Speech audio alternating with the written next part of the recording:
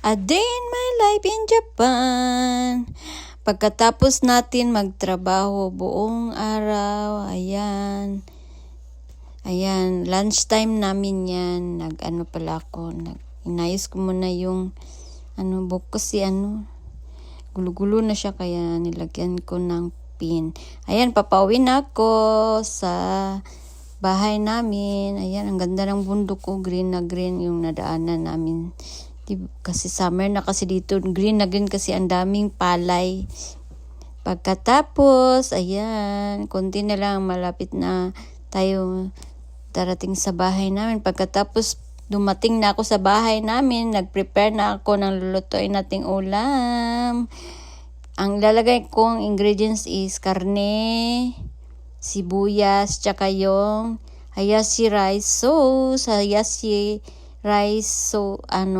ang lulutuin natin. Ayan, nagpainit na ako ng mantika sa kawali, mainit na. Ilalagay ko na yung sibuyas. Pagkatapos magkunting golden brown na yung sibuyas, nilagay ko na yung karne. Haluin lang natin siya ng mabuti. Pagkatapos golden brown na yung karne, ayan, halo-halo lang natin.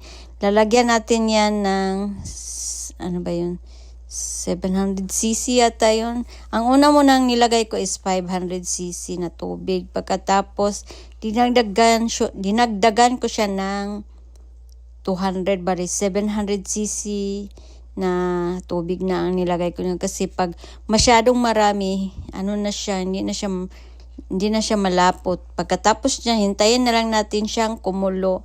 Pag kumulo na siya ng kumulo, ilalagay na natin yung hayashi sauce. Ayan na, nilagay ko na yung sauce hanggat matunaw yung sauce ng hayashi sauce. Hayashi rice sauce kasi ang tawag dyan. Ayan, hinalo-halo ko. Pagkatapos nating haluin, pakuluin natin siya ng mabuti hanggat lumapot siya ng lumapot. Ayan, diba? Lumapot na siya. Pag kumulo ng kumulo yan at maluto na yung karne at saka sibuyas, okay na. Yan po ang ulam na niluto ko. Hayashi rice ang tawag dyan. Pero yung tawag ng sauce, hayashi rice sauce. Diba? Ang sarap. Tapos nagluto din ako nagluto din ako ng tawag niyan. Ayan nilagay ko siya sa kanin. Ang sarap niyan. Kain tayo. At saka may gulay kami na pipino, kamatis, tsaka broccoli. Yan po ang ulam namin. Kain tayo. Maraming salamat sa panonood. Don't forget to follow, like, and share. Bye! Amping!